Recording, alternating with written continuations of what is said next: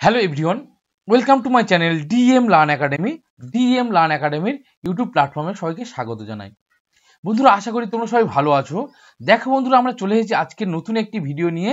Primary TET প্রস্তুতি 2024-এর গণিতের pedagogy থেকে কিন্তু আজকে গুরুত্বপূর্ণ প্রশ্ন রয়েছে, প্র্যাকটিস সেট 2। দেখো বন্ধুরা, আমরা কিন্তু অলরেডি প্রাইমারি টেট প্রস্তুতি 2024-এর জন্য প্রস্তুতি শুরু করে দিয়েছি। আর অলরেডি কিন্তু আমরা গণিতের প্র্যাকটিস সেট 1 কিন্তু আমরা দিয়ে দিয়েছি তোমাদের জন্য। ওকে, তো বন্ধুরা, তোমরা যারা ভাবছো এত তাড়াতাড়ি প্রস্তুতি এখনো নোটিফিকেশন দেয়নি, কিন্তু বন্ধুরা যদি আগে থেকে প্রস্তুতি না নাও তাহলে কিন্তু বর্তমান পরিস্থিতি যে ধরনের প্রশ্ন আসছে সেই ধরনের প্রশ্নের মধ্যে দিয়ে কিন্তু প্রাইমারি টেট পরীক্ষার পাস করাটা খুবই চাপের হয়ে যাচ্ছে। তাই আগে থেকে কিন্তু আমাদের প্রস্তুতি নিতে হবে।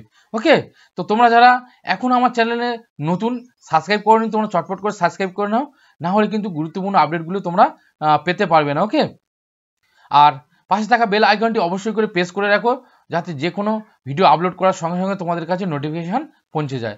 ওকে, আর আজকের কিন্তু গুরুত্বপূর্ণ প্রশ্ন রয়েছে এই গণিতের প্যাডাগজি থেকে, গুরুত্বপূর্ণ 30টি প্রশ্ন রয়েছে সিটেট সহ, যেখানে সিটেটের প্রশ্ন বন্ধুরা রয়েছে। ওকে, তোমরা থাম্বনেল দেখে বুঝতে পারছো যে সিটেট থেকে কিছু কিন্তু গুরুত্বপূর্ণ বাছাই করা প্রশ্ন আমি রেখেছি। আজকের কিন্তু ভিডিওটি খুবই গুরুত্বপূর্ণ হতে চলেছে, তোমরা অবশ্যই স্কিপ না করে শেষ পর্যন্ত দেখতে থাকো। আর তোমরা যারা ভাবছো সমস্ত ভিডিওর পিডিএফগুলো পাওয়ার জন্য, অবশ্যই তোমরা পিডিএফ পেতে পারো। দেখো, আমার টেলিগ্রাম গ্রুপ রয়েছে, টেলিগ্রাম গ্রুপে তোমরা যুক্ত হয়ে যাবে পিডিএফগুলো পাওয়ার জন্য। ওকে, ডিএম লার্ন একাডেমি বলে সার্চ করতে পারো টেলিগ্রামে গিয়ে, অথবা তোমরা ডেসক্রিপশন থেকে কিন্তু অবশ্যই করে যুক্ত হয়ে যেতে পারো।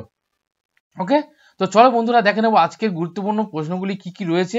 আজকের ভিডিওটি তোমাদের জন্য খুবই হেল্পফুল হতে চলেছে, তাই প্রত্যেকে বলছি অবশ্যই শেষ পর্যন্ত দেখতে থাকো। আশা করছি তোমাদের ক্ষেত্রে খুবই কাজে আসবে আজকের ভিডিওটি। তো চলো শুরু করি, আজকের কি প্রশ্ন রয়েছে দেখে নিই। দেখো বন্ধুরা, প্রথম প্রশ্নে কি বলেছে, গণিত হলো সভ্যতার আয়না। গণিত হলো সভ্যতার আয়না কে বলেছেন? দেখো, রুশো, হগবেন, প্লেটো না ডাল্টন। দেখো, গণিত হলো সভ্যতার আয়না বা mathematics is the mirror of civilization. দেখো বন্ধুরা, এই যে বিভিন্ন দার্শনিকদের উক্তি গণিত সম্পর্কে, এই উক্তিগুলো কিন্তু খুবই গুরুত্বপূর্ণ। বিভিন্ন পরীক্ষায় কিন্তু বিভিন্নবার এসেছে, মানে বিভিন্ন প্রাথমিক পরীক্ষায় বিভিন্নবার এসেছে। তাই বলছি তোমরা অবশ্যই করে কিন্তু এই উক্তিগুলো অবশ্যই ভালো করে করে রাখবে। দেখো, গণিত হলো সভ্যতার আয়না কে বলেছেন? দেখো, রুশো, হগবেন, প্লেটো না ডাল্টন। দেখো, the mirror of civilization, mathematics is the mirror of civilization বলেছেন কিন্তু কে?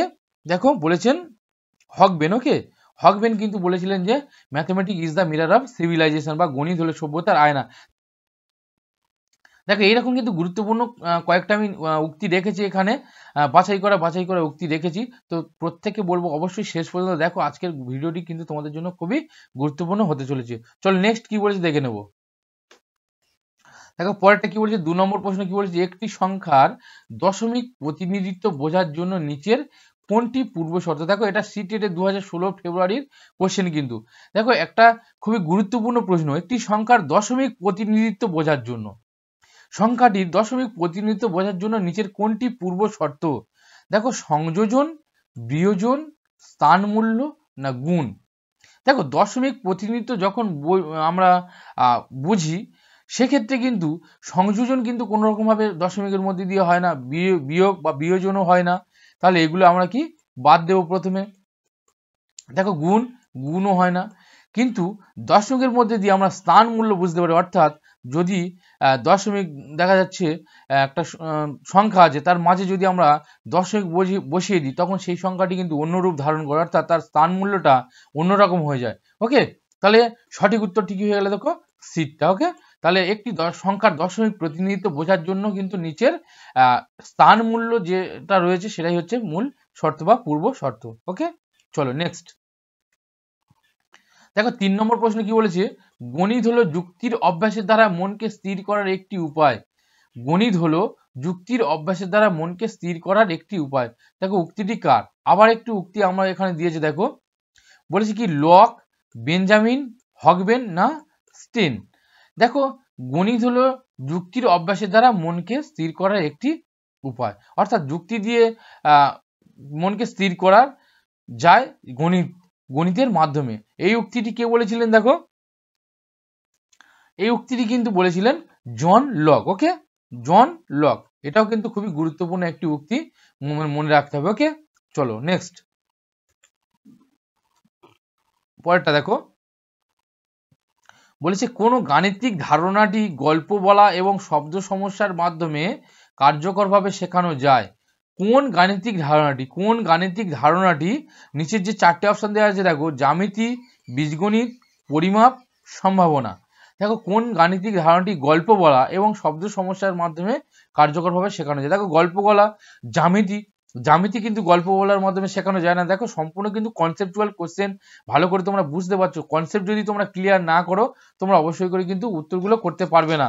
আর এই সম্পূর্ণ প্রত্যেকটা আমি আলাদা আলাদাভাবে কনসেপচুয়াল ক্লাস নিয়ে আসবো। জ্যামিতি সম্পর্কে, বীজগণিত, পরিমাপ, বিভিন্ন যে সকল রয়েছে সেই সকল বিষয়ে আমি একটা একটা করে ক্লাস অবশ্যই তোমাদের জন্য করাবো, কনসেপ্টটা ক্লিয়ার করার জন্য।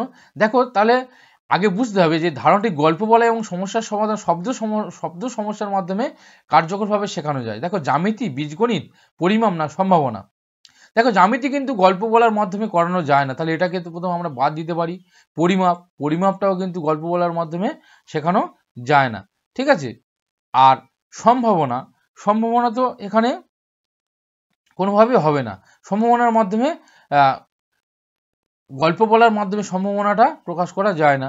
তাহলে এবারে বীজগণিত, দেখো বীজগণিতের বিভিন্ন যে সকল বিষয় রয়েছে, ঠিক আছে, সেই সকল বিষয়গুলিকে আমরা গল্প বলা এবং শব্দ সমস্যার মাধ্যমে কিন্তু আমরা কার্যকরভাবে শেখানো যেতে পারে বা উপস্থাপন করা যেতে পারে। ওকে, তাহলে সঠিক উত্তরটি কি হলো দেখো, বীজগণিত। ওকে, চলো নেক্সট। পরেরটা দেখো, গণিত হলো এমন একটি পথ যা মনের যুক্তির দ্বারা চিন্তা করার অভ্যাস তৈরি করে। আবার একটি দেখো উক্তি রয়েছে, গণিত হলো এমন একটি পথ যা মনের মধ্যে যুক্তির দ্বারা চিন্তা করার অভ্যাস তৈরি করে। অর্থাৎ যুক্তি দিয়ে বা যুক্তির মধ্যে দিয়ে একটা চিন্তা করার অভ্যাস তৈরি করে। এটা প্রবক্তাকে দেখো, প্লেটো, লক, রামানুজ না সক্রেটিস। অর্থাৎ গণিত হলো এমন একটি পথ যা মনের মধ্যে যুক্তির দ্বারা চিন্তা করার অভ্যাস তৈরি করে। এটাকে কে বলেছেন দেখো, প্লেটো, লক না রামানুজ না সক্রেটিস। দেখো বন্ধুরা, তোমরা প্রত্যেকে কিন্তু অবশ্যই উত্তরগুলো করার চেষ্টা করো এবং তোমরা অবশ্যই কমেন্টে লেখো কতগুলি প্রশ্নের উত্তর তোমাদের সঠিক হচ্ছে। ওকে, আর যদি কোনো সমস্যা থাকে অবশ্যই তোমরা কমেন্টে লিখতে ভুলবে না। আর অবশ্যই তোমরা নতুন হলে চ্যানেলটি সাবস্ক্রাইব করে নাও আর টেলিগ্রাম গ্রুপে যুক্ত হয়ে যাও তোমার সমস্ত পিডিএফ গুলো পাওয়ার জন্য। ওকে, দেখো গণিত হলো এমন একটি পথ যা মনের মধ্যে যুক্তি দ্বারা চিন্তা করার অভ্যাস তৈরি করে। এটা কি বলেছিলেন দেখো, এটি বলেছিলেন কে, জন লক। ওকে, লকের উক্তি মনে রাখতে হবে। তাহলে মনের মধ্যে যে যুক্তি দ্বারা চিন্তার অভ্যাস, যখন চিন্তার অভ্যাস বলে তখন মনে রাখতে হবে যে জন লক বলেছিল। ওকে, চলো নেক্সট। পরেরটা দেখো, গণিত হলো বিজ্ঞানের প্রবেশদ্বার। গণিত হলো বিজ্ঞানের প্রবেশদ্বার। ওকে, দেখো এটি কার উক্তি? Mathematics is the K of science. তাহলে হকবেন, বেকন, লক না ব্রেথ লট। দেখো গণিত হলো বিজ্ঞানের প্রবেশদ্বার, এটি কে বলেছিলেন? গণিত হলো বিজ্ঞানের প্রবেশদ্বার, এটি কিন্তু বলেছিলেন কে? বেকন। ওকে, নেক্সট। পরটি দেখো, একদম কনসেপচুয়াল কোশ্চেন রয়েছে, এটা সিটেট 2015 ফেব্রুয়ারি কোশ্চেন। দেখো, আকাঙ্ক্ষা একটি ভালো গণিতের শিক্ষক হতে চায়। একজন ভালো গণিত শিক্ষক হতে হলে তার অবশ্যই থাকতে হবে। দেখো খুবই কিন্তু গুরুত্বপূর্ণ প্রশ্ন এবং কনসেপচুয়াল কোশ্চেন। যদি তোমার মধ্যে সঠিকভাবে যদি কনসেপ্ট না গড়ে ওঠে কিন্তু তুমি এটাকে করতে পারবে না। দেখো, আকাঙ্ক্ষা একজন ভালো গণিতের শিক্ষক হতে চায়, তাহলে একজন ভালো গণিতের শিক্ষক হতে হলে তার অবশ্যই থাকতে হবে। কি থাকতে হবে দেখো, ক্লোজ এন্ডেড প্রশ্নের ভালো যোগাযোগ দক্ষতা, জ্ঞান, ধারণাগত জ্ঞান, বোঝাপড়া, বাস্তব জীবনের সাথে গণিতের বিষয়বস্তু সম্পর্কিত করার ক্ষমতা, সংখ্যা পদ্ধতি, বীজগণিত এবং জ্যামিতির ভালো জ্ঞান, অল্প সময়ের মধ্যে সমস্যাগুলি সমাধান করার ক্ষমতা। দেখো অপশনগুলো দেখলে মনে হয় প্রত্যেকটা কিন্তু একদম ক্লোজ, যে এই উত্তরটা হবে বা এই উত্তরটা হবে। তাহলে এর মধ্যে আমরা কিন্তু সব থেকে একটা ভালো প্রসেস এলিমিনেশন করতে পারি। এলিমিনেশনের মাধ্যমে কিন্তু আমরা সঠিক উত্তরটা বেছে নিতে পারি। ওকে, দেখো প্রথমে বলেছে ক্লোজ এন্ডেড প্রশ্নের ভালো যোগাযোগ দক্ষতা এবং জ্ঞান। দেখো শুধুমাত্র কেবলমাত্র ক্লোজ এন্ডেড প্রশ্ন, অর্থাৎ যে প্রশ্নগুলো ক্লোজ এন্ডেড প্রশ্ন আর ওপেন এন্ডেড প্রশ্ন দুটো অবশ্যই ভালো করে রাখতে হবে তোমাদের।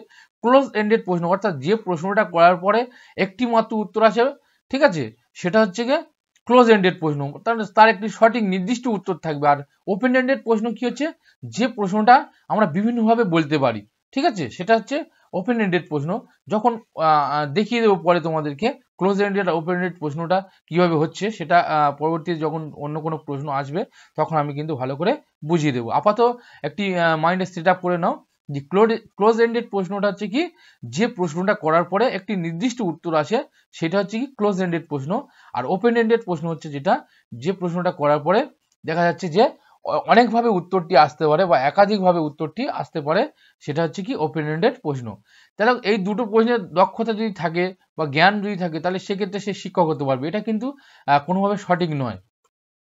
এবার দেখো, ধারণাগত জ্ঞান বোঝাপড়া এবং বাস্তব জীবনের সাথে গণিত বিষয়বস্তু সম্পর্কিত করার ক্ষমতা। অবশ্যই দেখো, ধারণাগত জ্ঞান বোঝাপড়া এবং বাস্তব জীবনের সাথে গাণিতিক বিষয়বস্তু সম্পর্কিত অবশ্যই তার হচ্ছে কি করার যে ক্ষমতা সেটা কিন্তু অবশ্যই থাকতে থাকে। এটা হতে পারে, ঠিক আছে, এটা কিন্তু হতে পারে।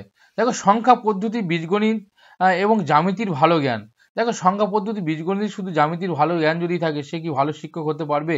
তার উপস্থাপন ক্ষমতা থাকতে হবে, বাস্তবের সঙ্গে রিলেটেড ভাবে সে কিভাবে কতটা করাতে পারছে সে বিষয়টা থাকতে হবে, তাহলে এটা কিন্তু এখানে হবে না। ওকে, চলো তারপরে দেখো, ডিটাকে হচ্ছে অল্প সময়ের মধ্যে সমস্যাগুলি সমাধান করার ক্ষমতা।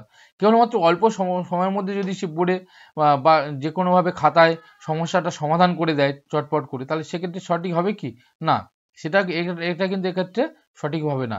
তাহলে দেখো, ধারণাগত জ্ঞান বোঝাপড়া, অর্থাৎ তার যে জ্ঞান রয়েছে ধারণাগত জ্ঞানগুলো বুঝতে হবে, বোঝাপড়া করতে হবে ছাত্রছাত্রীদের মধ্যে, এবং বাস্তব জীবনের সাথে সাথে গণিত বিষয়বস্তু সম্পর্কিত করার ক্ষমতা, অর্থাৎ গণিতের যে বিষয়বস্তুটা সেটা বাস্তবের মধ্যে দিয়ে কিভাবে তুলে ধরা যায় শিক্ষার্থীদের মধ্যে, সেই জ্ঞানটা যদি তার মধ্যে সঠিকভাবে থাকে বা সেই ক্ষমতা যদি থাকে, তাহলে কিন্তু অবশ্যই করে সে একজন ভালো শিক্ষক হতে পারবে বা তুমি একজন ভালো শিক্ষক হতে পারবে। তাহলে এখানে সঠিক উত্তরটি হয়ে গেলে কি, দেখো বিটটা। ওকে, তো বন্ধুরা আশা করছি তোমরা বুঝতে পারছো। আমি চেষ্টা করছি একদম খোলাখুলিভাবে তোমাদেরকে বুঝিয়ে দেওয়ার জন্য আপ্রাণভাবে। তো যদি ভালো লাগে প্রত্যেককে বলবো একটা করে লাইক অবশ্যই করে দাও। ওকে, চলো নেক্সট পরেরটা দেখো, বলছে শিশুদের মধ্যে স্থানিক বোঝাপড়ার বিকাশের জন্য নিচের কোন কাজ সব থেকে উপযুক্ত। দেখো, শিশুদের মধ্যে স্থানিক বোঝাপড়ার বিকাশের জন্য নিচের কোন কাজ সব থেকে উপযুক্ত। স্থানিক বলেছে। এবার দেখো, একটি বোতলের উপরে দৃশ্য অঙ্কন করা। বোতল একটা রয়েছে, তার শুধু কেবলমাত্র উপরে দৃশ্যটি অঙ্কন করার জন্য সেটা হতে পারে না হতে পারে না, সেটা ভাবতে হবে। দেখো, একটি মানচিত্রে শহরগুলি শনাক্ত করা। কেবলমাত্র শহর যেগুলো রয়েছে মানচিত্রের মধ্যে শহরগুলি শনাক্ত করা। চাঁদ উদয়ের সময় লক্ষ্য করা। একটি সংখ্যা রেখার সংখ্যা প্রতিনিধিত্ব করা। বলেছে স্থানিক বোঝাপড়া। দেখো, একটা স্থানিক বোঝাপড়া বিকাশের জন্য সব থেকে উপযুক্ত একটি বোতলের উপরের দৃশ্য অঙ্কন করা, এটা কিন্তু কোনোভাবেই নয়। ওকে, একটি মানচিত্রে শহরগুলি শনাক্ত করা, এটাও না। চাঁদ উদয়ের সময় লক্ষ্য করো, এটাও নয়।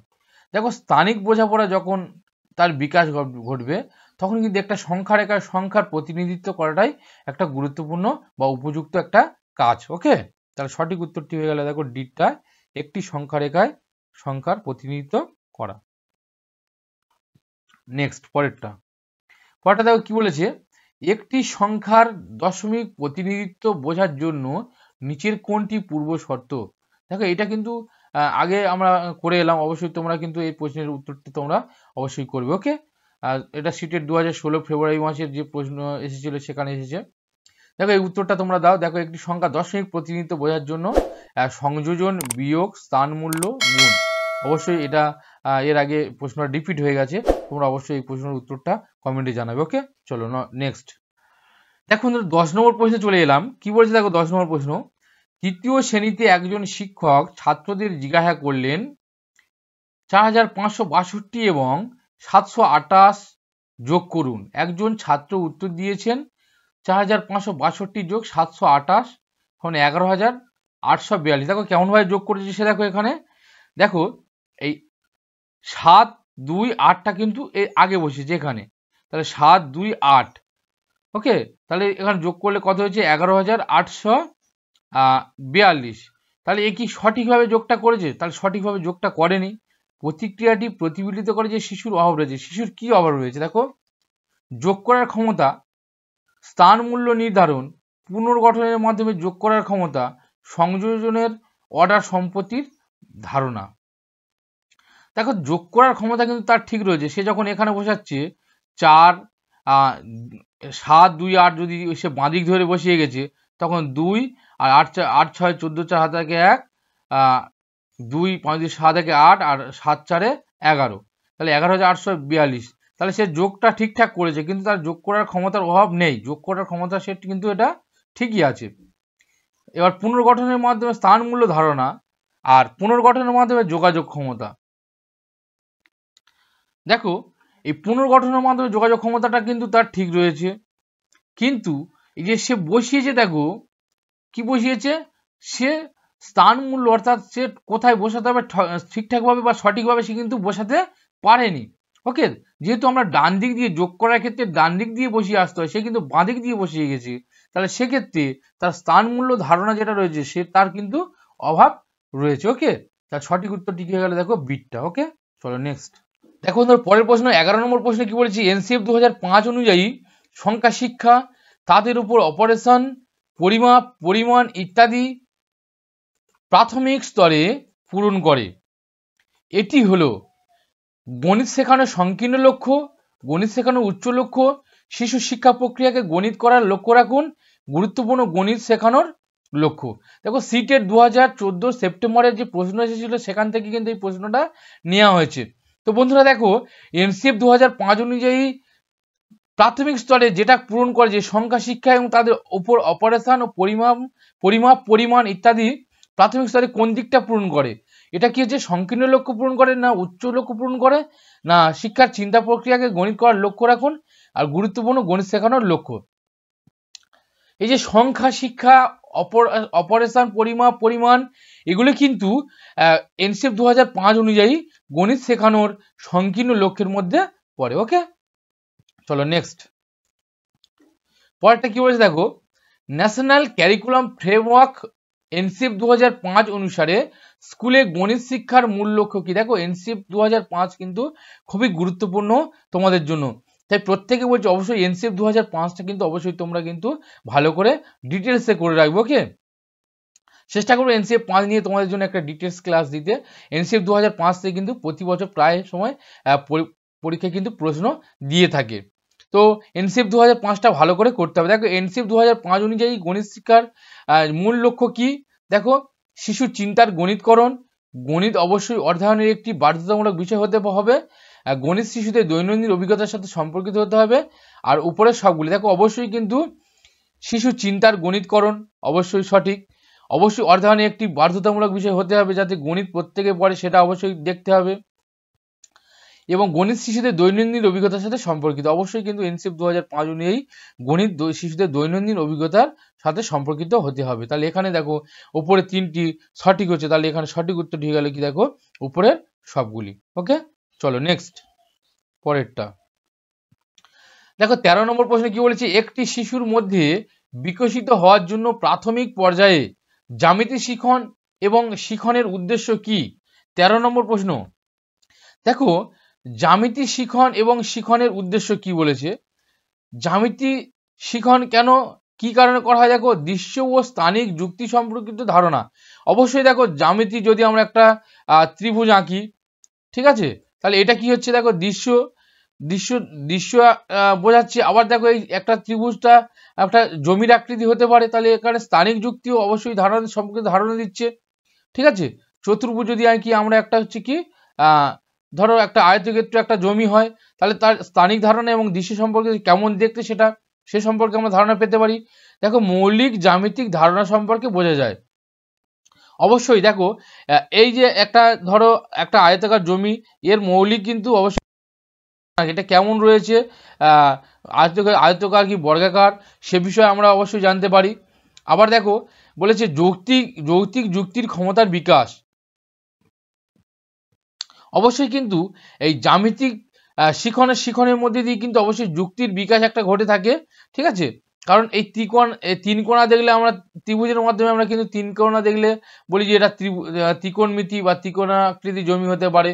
তাহলে এই যে যুক্তির একটা ক্ষমতার বিকাশ ঘটছে এই জ্যামিতিক শিখনের ক্ষেত্রে, তাহলে এটাও হচ্ছে সঠিক। তাহলে আমাদের দেখা যাচ্ছে 3টি যা সঠিক। তাহলে এখানে সঠিক উত্তরটি কি হবে, দেখো সঠিক উত্তরটি এখানে হয়ে যাচ্ছে কি ডিটটা। ওকে, চলো নেক্সট পরেরটা।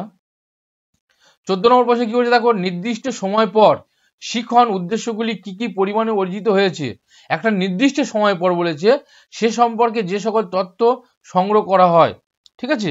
তাই একটা নির্দিষ্ট সময় পর কি পরিমাণে অর্জিত হয়েছে শিখন উদ্দেশ্যগুলি, সেই সম্পর্কে একটা তথ্য সংগ্রহ করা হয় কোন মূল্যায়নে।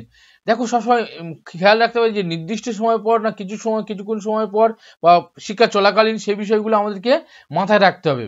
দেখো বলেছে নির্দিষ্ট সময় পর, নির্দিষ্ট সময় পর যখন বলবে সেটা তখন কি হয়ে যাবে, দেখো এখানে গঠনমূলক মূল্যায়নে, সমষ্টিমূলক মূল্যায়নে দুটিতেই কোনোটিতেই নয়।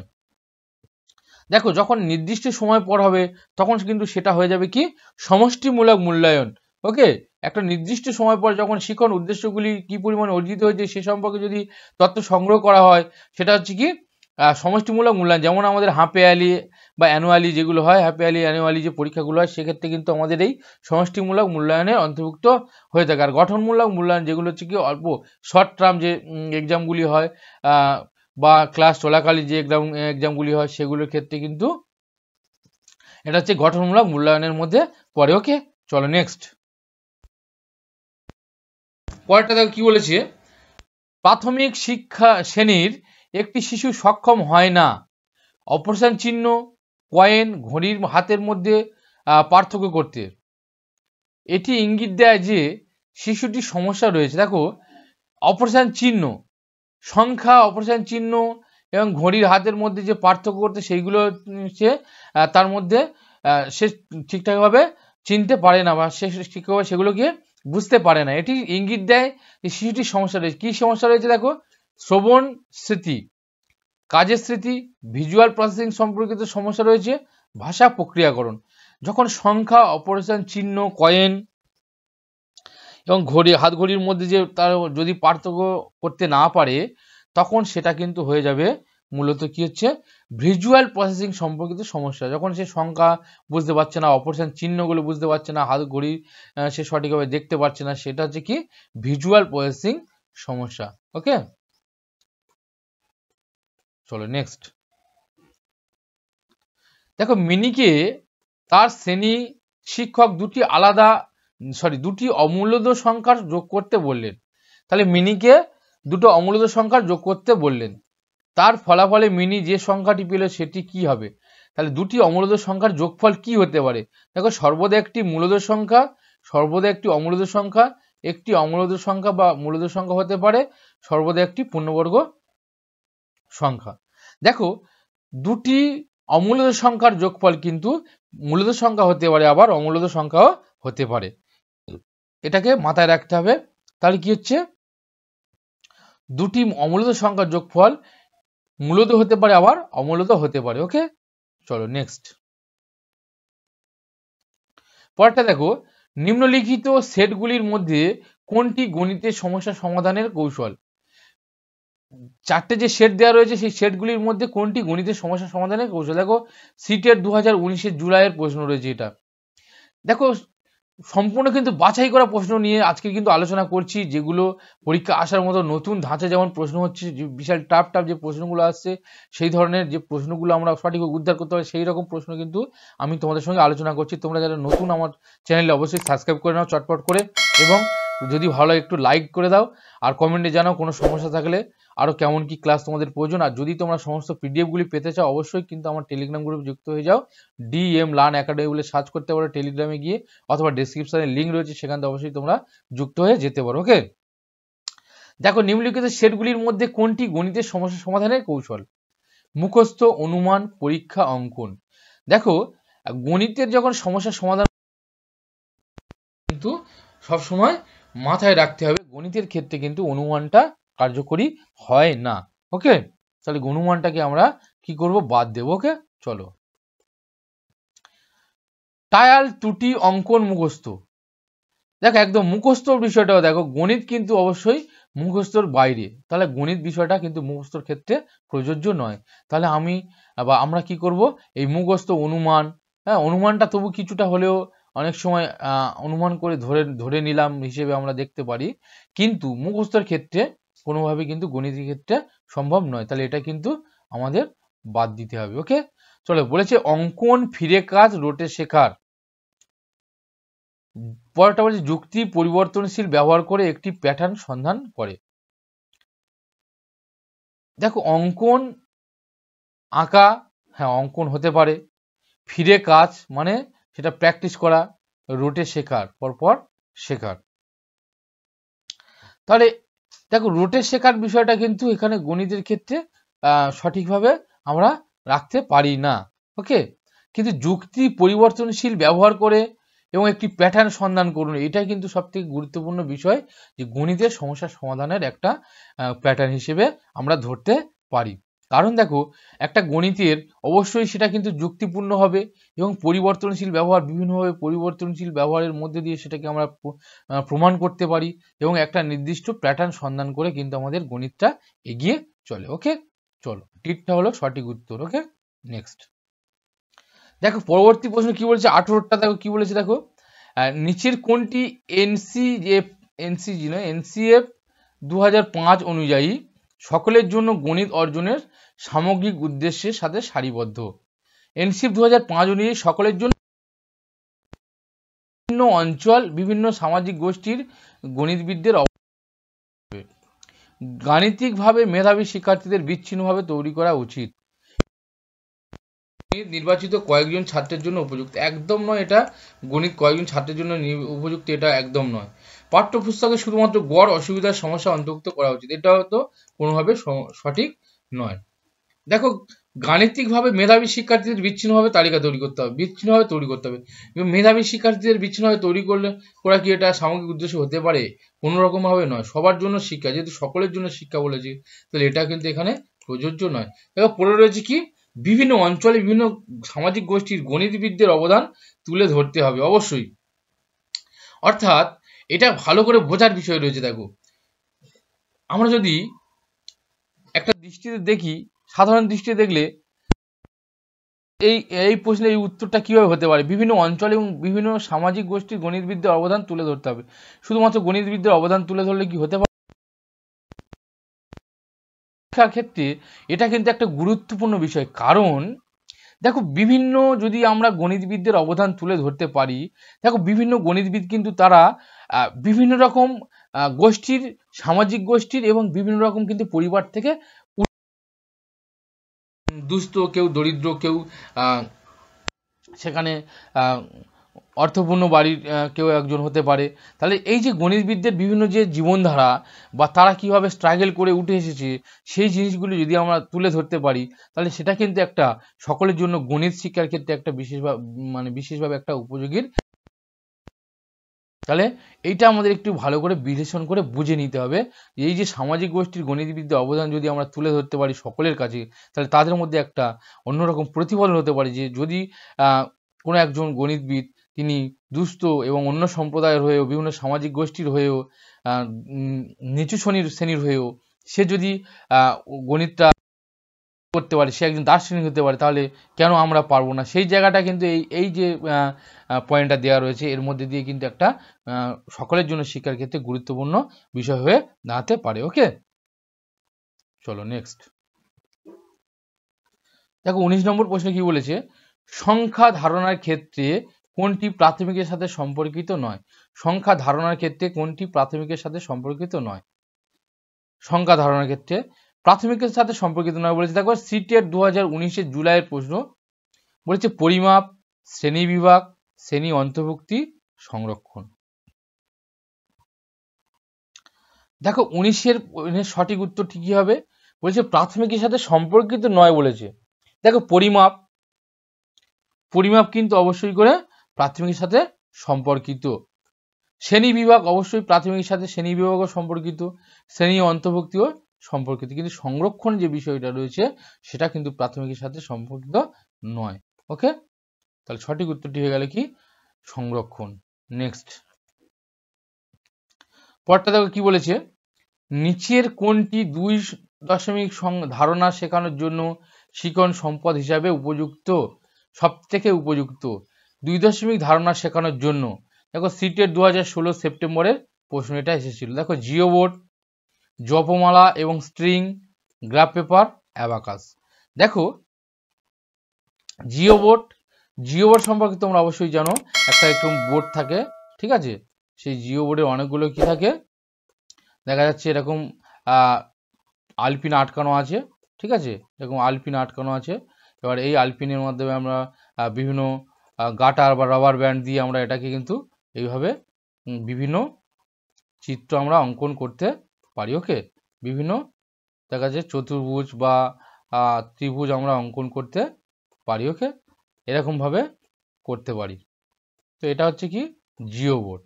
জিও বোর্ডের হচ্ছে অ্যাকচুয়ালি প্রকৃতপক্ষে জিওমেট্রিকের ক্ষেত্রে বা জ্যামিতিক একটা চিত্র অঙ্কনের ক্ষেত্রে কিন্তু ব্যবহার করা হতে পারে। জপমালা ও স্ট্রিং, দেখো জপমালা বা একটা মালার আকারে বিভিন্ন অনেক রকম তার মধ্যে কিছু কাঠি থাকে, সেটা একটা জপমালার বিষয় হতে পারে। আর গ্রাফ পেপার, গ্রাফ পেপার অবশ্যই তোমরা জানো। আর অ্যাবাকাস, অ্যাবাকাস হচ্ছে কি আমরা অ্যাবাকাসের মাধ্যমে আমরা হচ্ছে কি সংখ্যা প্রতিনিধিত্ব করতে পারি, ঠিক আছে, দেখা যাচ্ছে অ্যাবাকাস এরকম থাকে। এবার এখানে আমরা কিছু কিছু কাঠি রাখতে পারি, এখান থেকে 10টা 15টা করে এরকম কাঠি রাখতে পারি। হ্যাঁ, একক দশক শতক হিসেবে আমরা এইভাবে কিন্তু প্রত্যেকটাতে বা 2টো 4টে 6টা 8টা করে আমরা যে কটা রয়েছে সেই একক দশক সংখ্যা ধারণা দেওয়ার জন্য, ঠিক আছে, সেটা আমরা অ্যাবাকাসটা ব্যবহার করতে পারি। ওকে, এবার বলেছি 2 দশমিক ধারণা দেওয়ার জন্য, এবং দশমিক ধারণা দেওয়ার জন্য একদম দেখো সঠিকভাবে যেটা হচ্ছে সেটা হচ্ছে কি গ্রাফ পেপার। ওকে, তাহলে গ্রাফ পেপারের মধ্যে দিয়ে কিন্তু আমরা অবশ্যই করে দশমিকের ধারণা দিতে পারি। ওকে, চলো নেক্সট। পরটা দেখো, ক্লাস 2 এর একজন শিক্ষক তার ছাত্রদের জিজ্ঞাসা করেন 4 একক এবং 3/10 লিখুন। কিছু ছাত্র 34-এর পরিবর্তে 43 লেখে। একজন শিক্ষক হিসাবে আপনি কিভাবে ছাত্রদের ধারণাটি বুঝতে সাহায্য করবেন? তাহলে ছাত্রদের জিজ্ঞাসা করা হয়েছে 4 1 1 3 10 লিখতে, কিছু ছাত্র 34-এর পরিবর্তে 43 লিখেছে। একজন শিক্ষক হিসেবে আপনি ছাত্রদের ধারণাটি বুঝতে সাহায্য করবেন কিভাবে? দেখো, সিটেট 2018 প্রশ্ন রয়েছে, এটা সর্বদা 10-এর কলম পদ্ধতিতে শেখানো, অর্থাৎ তাদেরকে 10-এর কলমের পদ্ধতিতে শেখাতে হবে। কলাম পদ্ধতি অনুশীলন করার জন্য প্রচুর প্রশ্ন দিন। দেখো, শুধু কেবলমাত্র প্রশ্ন দিলে কিন্তু এখানে হবে না, তাহলে এটা আমরা প্রথমে কি এলিমিনেশন করে দিতে পারি। শিক্ষার্থীদের অ্যাবাকাসে প্রতিনিধিত্ব করতে বলুন এবং তারপর লিখুন, অবশ্যই এটা একটা গুরুত্বপূর্ণ বিষয় হতে পারে। ওকে, তাদের বলুন এটি ভুল, 5 বার সঠিক উত্তরটি লিখতে বলুন। দেখো, এরকমভাবে ভুল কেন সেটাকে বুঝিয়ে দিতে হবে, এবং এই 5 বার লিখে দেওয়া সেক্ষেত্রে কিন্তু এটা সঠিক হয় না। হ্যাঁ, তাদের বুঝিয়ে দিতে হবে যে কেন ভুল হচ্ছে এবং কিভাবে করতে হবে। আর 10-এর কলমে শেখানো এটা তো কোনো রকমভাবে নয়, তাদেরকে একটা অ্যাবাকাসে প্রতিনিধিত্ব করতে বলতে হবে এবং তারপর তাদেরকে লিখতে বলতে হবে। তাহলে এখানে সঠিক উত্তরটি হয়ে গেল দেখো সিটটা। ওকে, নেক্সট। পরেরটা দেখো কি বলেছে, পরিমাপ একটি ধারণা হিসাবে ড্যাশ এবং ড্যাশে অন্তর্ভুক্ত। পরিমাপ একটা ধারণা হিসাবে ড্যাশ এবং ড্যাশে অন্তর্ভুক্ত, অর্থাৎ শূন্যস্থানে দুটো কি হতে পারে? দেখো, সংখ্যা জ্যামিতি, সংখ্যা রেখা, রেখা কমা পড়েনি, রেখা কোণ, রেখা জ্যামিতি। পরিমাপ, পরিমাপ কিন্তু একটি ধারণা যা সংখ্যা এবং জ্যামিতি অন্তর্ভুক্ত, সংখ্যা এবং জ্যামিতি অন্তর্ভুক্ত। ওকে, নেক্সট। বলেছে যদি একজন শিক্ষার্থীর সংখ্যা এবং গণনার সমস্যা হয় তবে তার অক্ষমতা হতে পারে। দেখো, যদি একজন শিক্ষার্থীর সংখ্যা এবং গণনার সমস্যা হয় তবে তার অক্ষমতা হতে পারে। সিটের 2015 সেপ্টেম্বরের প্রশ্ন এসেছিল।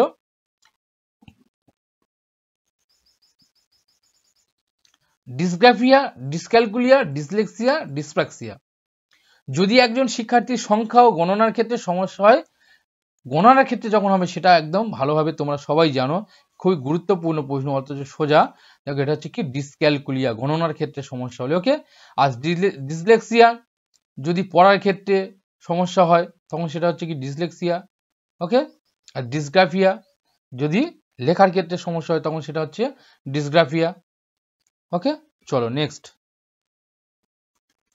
মিনা একটি চতুর্ভুজ অঙ্কন করলো, মিনা একটি চতুর্ভুজ অঙ্কন করেছে। তাহলে মিনা একটা চতুর্ভুজ অঙ্কন করেছে। চতুর্ভুজ বলেছে একটি কোণ 90 ডিগ্রি, একটা কোণ হচ্ছে কি এটা 90 ডিগ্রি। ওকে, এর কর্ণ দুটি সমান খণ্ডে বিভক্ত করে, অর্থাৎ যদি আমরা এইভাবে কর্ণটাকে টেনে দিই সমান দুই ভাগে বিভক্ত করে দেয়, তাহলে এটা কি হচ্ছে দেখো, এইটা যদি 90 ডিগ্রি হয় এবং সমানভাবে কর্ণ বিভক্ত করে, তাহলে সেটা হয়ে যাচ্ছে কি আমাদের বর্গক্ষেত্র। ওকে, সেটা হয়ে যাচ্ছে কি বর্গক্ষেত্র। যদি কর্ণটা 90 ডিগ্রি না বলতে, তাহলে সেটা কি হয়ে যেত, আয়তক্ষেত্র হয়ে যেত। ওকে, চলো নেক্সট। নিচের কোনটি সঠিক নয় বলেছে, সঠিক নয়। সব থেকে ছোট যৌগিক সংখ্যা 4। দেখো একদম সব কনসেপচুয়াল কোশ্চেন কিন্তু একদম, এবং পরীক্ষায় দেখবে তোমরা এইরকম কিন্তু কনসেপচুয়াল কোশ্চেন অবশ্যই করে পাবে। তাই তোমাদেরকে কনসেপ্ট ক্লিয়ার করতে হবে, ভালো করে প্রত্যেকটা অপশানগুলো ভেবে দেখতে হবে। ওকে, তাহলে কোনটি সঠিক নয় বলছে, সব থেকে ছোট যৌগিক সংখ্যা 4। সব থেকে ছোট যৌগিক সংখ্যা 4। ক্ষুদ্রতম পূর্ণ সংখ্যা বাস্তবে নির্ণয় করা সম্ভব নয়। দুটি সংখ্যা পরস্পর মৌলিক হলে তারা প্রত্যেকে মৌলিক হবে। একটি জোড় ও একটি বিজোড় সংখ্যার সমষ্টি সর্বদাই বিজোড় সংখ্যা হবে। দেখো অবশ্যই একটা জোড় সংখ্যা একটা বিজোড় সংখ্যার সমষ্টি কিন্তু সর্বদাই বিজোড় হবে। যেমন যদি আমরা ধরি 4 আর ধরো 5, তাহলে 4 5 কত হচ্ছে, দেখো হচ্ছে কি 9, তাই তো। তাহলে একটা জোড় সংখ্যার বিজোড় সংখ্যা সর্বদাই বিজোড় হবে। সব থেকে ছোট যৌগিক সংখ্যা হচ্ছে 4। অবশ্যই দেখো সবচেয়ে ছোট মৌলিক সংখ্যা হচ্ছে 2, তারপরে 3 ও মৌলিক সংখ্যা, হ্যাঁ যৌগিক সংখ্যা মৌলিক সংখ্যা, আর 4 হচ্ছে সব থেকে ছোট হচ্ছে কি 4 যৌগিক সংখ্যা। তাহলে এটাও কিন্তু সঠিক আছে। ওকে, তাহলে এটাও সঠিক বলেছে। সঠিক নয় বের করতে হবে আমাদের, নেগেটিভ প্রশ্ন, ঠিক আছে। বলেছে ক্ষুদ্রতম পূর্ণ সংখ্যা বাস্তবে নির্ণয় করা সম্ভব নয়। অবশ্যই ক্ষুদ্রতম পূর্ণ সংখ্যা বাস্তবে নির্ণয় করা সম্ভব নয়, অর্থাৎ পূর্ণ সংখ্যা আমরা হচ্ছে কি 0, 0-র আগে -1, -2, এইভাবে আমরা কিন্তু অনেক দূর যেতে পারি। ওকে, তারপরে 1 2 বলছে ক্ষুদ্রতম, এটা ঊর্ধ্বতম আর ক্ষুদ্রতম পূর্ণ সংখ্যা কিন্তু বাস্তবে নির্ণয় করা সম্ভব নয়। ওকে, আর দুটি সংখ্যা পরস্পর মৌলিক হলে তারা প্রত্যেকে মৌলিক হবে, একদম নয়। দেখো দুটি সংখ্যা যদি পরস্পর মৌলিক হয়, ধরো 4 আর 5 পরস্পর কিন্তু মৌলিক, কিন্তু দেখো 4টা যৌগিক 5টা মৌলিক সংখ্যা, তাহলে এরা কিন্তু প্রত্যেকে মৌলিক হবে না। তাহলে এখানে সঠিক উত্তরটি হয়ে গেল কি, দেখো সিটটা। চলো নেক্সট, পরের প্রশ্ন কি বলেছে দেখো 26 নম্বর প্রশ্ন। একটি বৃত্তস্থ সামান্তরিক সর্বদাই হয়। একটা বৃত্তস্থ সামান্তরিক, দেখো একটা বৃত্তস্থ সামান্তরিক, যদি আমরা একটা বৃত্ত আঁকি, যদি আমরা একটা বৃত্ত অঙ্কন করি, ওকে দেখো যদি একটা বৃত্ত অঙ্কন করি, বলেছি এর বৃত্তস্থ সামান্তরিক, তাহলে একটা যদি আমরা সামান্তরিক আঁকি, একটা সামান্তরিক ধরো যদি আমরা আঁকি এরকম ভাবে, যাক আমার আঁকাটা হয়তো সঠিক হলো না, তবু চেষ্টা করেছি। দেখো একটি বৃত্তস্থ সামান্তরিক সর্বদাই কি হয়, একটি আয়তক্ষেত্র, একটি বর্গক্ষেত্র, একটি রম্বস, কোনোটি নয়। দেখো একটা বৃত্তস্থ সামান্তরিক সব সময় কিন্তু হয় কি, একটা আয়তক্ষেত্র। তোমরা দেখতে পাচ্ছ ছবির মধ্যে আমি আঁকার চেষ্টা করেছি, তাই একটা বৃত্তস্থ সামান্তরিক সবসময় কিন্তু আয়তক্ষেত্রই হয়। ওকে, চলো নেক্সট। বলেছে নির্দিষ্ট সময় পর শিখন উদ্দেশ্যগুলি কি পরিমাণে অর্জিত হয়েছে সে সম্পর্কিত তথ্য সংগ্রহ করা হয়। নির্দিষ্ট শিখন উদ্দেশ্যগুলি মানে নির্দিষ্ট সময় পর শিখন উদ্দেশ্যগুলি, দেখো এটা প্রশ্নটাও রিপিট হয়ে গেছে, অবশ্যই তোমরা এই প্রশ্নের সঠিক উত্তরটা দিতে পারবে। সেটা হচ্ছে কি, একটা নির্দিষ্ট সময় পর যখন হয় সেটা হচ্ছে কি সমষ্টিমূলক মূল্যায়ন। ওকে, সমষ্টিমূলক মূল্যায়ন। নেক্সট বলেছে জ্যা সম্পর্কিত নিচের কোন বিবৃতিটি সত্য নয়। জ্যা সম্পর্কিত কোন বিবৃতি সত্য, দেখো একদম সব কনসেপচুয়াল এবং বাছাই করা প্রশ্ন, যেগুলো তোমাদের পরীক্ষায় আসতে পারে সেই রকম ধরনের কিন্তু বাছাই করা কিছু প্রশ্ন রয়েছে, এবং যে সকল প্রশ্নগুলি সিটেটে এসেছিল সেই সকল প্রশ্নগুলি কিন্তু অবশ্যই তোমাদের জন্য নিয়ে এসেছি। তাই যদি ভালো লাগে, অনেক কষ্ট করে অনেক এই গরমে ঘেমে কিন্তু তোমাদের জন্য এই ভিডিওটি করছি। তোমরা যদি ভালো লাগে একটু কাইন্ডলি প্রত্যেকে অন্তত লাইক করে দাও এবং অন্তত বন্ধুদের মধ্যে শেয়ার করে দাও। আর যদি কোথাও কোনো সমস্যা থাকে অবশ্যই করে তোমরা কমেন্টে জানাও, ভিডিওটি কেমন লাগছে জানাও, এবং তোমরা এই যে 30টি প্রশ্নের মধ্যে কতগুলি সঠিক করতে পারছো সেটাও কমেন্টে জানাবে। এবং তোমাদের কাছে রিকোয়েস্ট থাকলে তোমরা প্রত্যেকে চ্যানেলটিকে অবশ্যই সাবস্ক্রাইব করে নাও, ঠিক আছে। আর যদি সমস্ত পিডিএফগুলো পেতে চাও অবশ্যই তোমরা আমার টেলিগ্রাম গ্রুপে যুক্ত হয়ে যাও, DM লার্ন একাডেমি বলে সার্চ করতে পারো, অথবা ডেসক্রিপশানে কিন্তু অবশ্যই করে আমার গ্রুপের লিঙ্ক দেওয়া রয়েছে। ওকে, তো চলো কি বলেছে দেখো, জ্যা সম্পর্কিত নিচের কোন বিবৃতিটি সত্য নয়। কোন কোনো বৃত্তের জ্যা সর্বদাই বৃত্তের কেন্দ্রগামী। দেখো যদি আমরা একটা বৃত্ত আঁকি, বৃত্ত আঁকার একটা চেষ্টা করি। দেখো ধরো এই একটা বৃত্ত, এই বৃত্তের একটা কেন্দ্র, ওকে। তো বলেছে কোনো বৃত্তের জ্যা সর্বদা বৃত্তের কেন্দ্রগামী। জ্যা, যে কোনো জ্যা, বলেছে বিবৃতি, কোন বিবৃতি সত্য নয়। কোনো বৃত্তের জ্যা সর্বদা বৃত্তের কেন্দ্রগামী, অর্থাৎ এই জ্যা, কোনো বৃত্তের জ্যা সর্বদা বৃত্তের কেন্দ্রগামী, অর্থাৎ এই যে জ্যাগুলো হয়,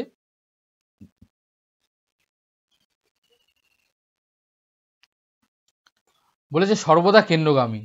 বৃত্তের কেন্দ্রবিন্দু এবং পরিধির উপরে যে কোনো বিন্দুদ্বয়ের সংযোগ রেখাংশ হলো জ্যা। বৃত্তের কেন্দ্রবিন্দু এবং পরিধির উপরে, অর্থাৎ বৃত্তের কেন্দ্রবিন্দু পরিধির উপরে, এখান থেকে এই ধরো কেন্দ্রবিন্দু এখানে রয়েছে, কেন্দ্রবিন্দু থেকে বিন্দুদ্বয়ের যে কোনো বিন্দুদ্বয়ের পরিধির উপরে যে কোনো বিন্দুদ্বয়ের সংযোগ রেখাংশ হলো জ্যা। না, এটা কি হচ্ছে আমাদের ব্যাসার্ধ, তাই তো। একটি বৃত্তের কেন্দ্রগামী সমস্ত জ্যায়ের দৈর্ঘ্য সমান। একটি বৃত্তের কেন্দ্রগামী সমস্ত জ্যা, একটি বৃত্তের কেন্দ্রগামী সমস্ত জ্যায়ের দৈর্ঘ্য সমান, অর্থাৎ এই কেন্দ্রের ওপর দিয়ে যতগুলো জ্যা যায় সবগুলো কি হচ্ছে সমান, ওকে। এটা কিন্তু সঠিক অবশ্যই করে। কোনো বৃত্তের সমান জ্যাগুলি কেন্দ্র থেকে সমান দূরত্বে অবস্থান করে। কোনো বৃত্তের সমান জ্যা, অর্থাৎ সমান যে জ্যাগুলো, অর্থাৎ যদি এখান থেকে এইখানে যে জ্যাটা হবে আর এখান থেকে এইখানে যে জ্যাটা হবে, অর্থাৎ কেন্দ্র থেকে সম দূরত্ব, অবশ্যই তারা দূরত্বে কিন্তু অবস্থান, সমান দূরত্বে অবস্থান করে, এটাও সঠিক হবে। তাহলে আমাদের এই তিনটে সঠিক হয়ে গেল। এর একেরটা দেখো, কোনো বৃত্তের জ্যা সর্বদা বৃত্তের কেন্দ্রগামী সত্য নয়। দেখো এই জ্যাটাই কেন্দ্রের ওপর দিয়ে গেছে, এইটাও কেন্দ্রের ওপর দিয়ে গেছে, কিন্তু এই জ্যাটা কি কেন্দ্রের ওপর দিয়ে গিয়েছে, বা এই জ্যাটা কেন্দ্রের ওপর দিয়ে যায়নি। তাহলে এই যে জ্যাগুলো কেন্দ্রের ওপর দিয়ে যায়নি, অর্থাৎ বৃত্তের জ্যা সর্বদা কিন্তু কেন্দ্রগামী হয় না। তাহলে এখানে সঠিক উত্তরটি কি, ভুল কোনটা রয়েছে, তাহলে ভুল রয়েছে এটা। তাহলে এটা হয়ে গেল আমাদের কি সঠিক উত্তর, অর্থাৎ নেগেটিভ নেগেটিভ নেগেটিভ চেয়েছে আমাদের, দেখো। তাহলে সঠিক উত্তর হয়ে গেল কি এরটা, কোনো বৃত্তের জ্যা সর্বদা কেন্দ্রগামী নয়, ওকে। এটা হচ্ছে সঠিক, কেন্দ্রগামী এটাই সঠিক, এটা কেন্দ্রগামী হয় না, ওকে। চলো নেক্সট, পরেরটা কি বলছে দেখো, গণিত ভীতির একটি কারণ হতে পারে। গণিত ভীতির কারণ কি হতে পারে? সংখ্যা ব্যবহার, বিষয়বস্তুর ভার বেশি হওয়া, জ্যামিতি না বাড়ির কাজ। দেখো গণিত ভিত্তির একটি বড় কারণ হচ্ছে কি বিষয়বস্তুর ভার বেশি হয়, এটা হচ্ছে একটা বড় কারণ, ওকে। নেক্সট পরেরটা দেখো বন্ধুরা, আজকের প্র্যাকটিস সেটের শেষ প্রশ্ন নিয়ে চলে এসেছি, 30 নম্বর প্রশ্ন।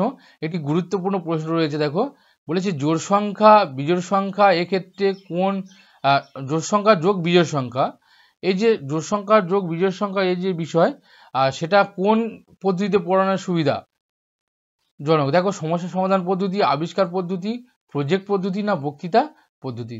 দেখো বন্ধুরা, এই যে গুরুত্বপূর্ণ প্রশ্নটি রয়েছে, এই প্রশ্নের উত্তরটা কিন্তু আমরা অবশ্যই সঠিকভাবে দিতে গিয়ে অনেক সময় সমস্যার সম্মুখীন হই।